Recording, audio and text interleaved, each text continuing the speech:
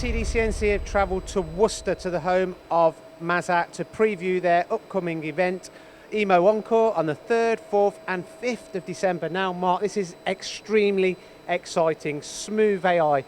I understand that this is going to drastically reduce the programming times of complex components. Is that correct? That's correct, and what you'll be able to see at the open house is exactly how we do that.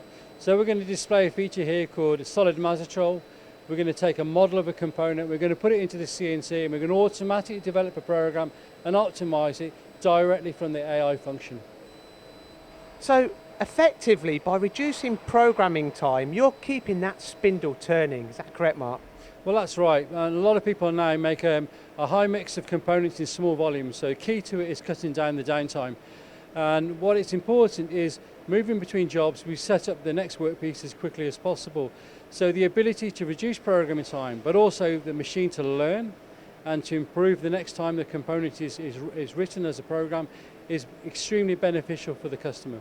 So this event is not just only about seeing the latest innovations and technology, but learning, education. Yes, this will be a really interesting point to look at. So we'll be looking at the main features of the AI. One of them is the program, but please come along because there are many exciting things about this control that we really want to show to our customers during the open week.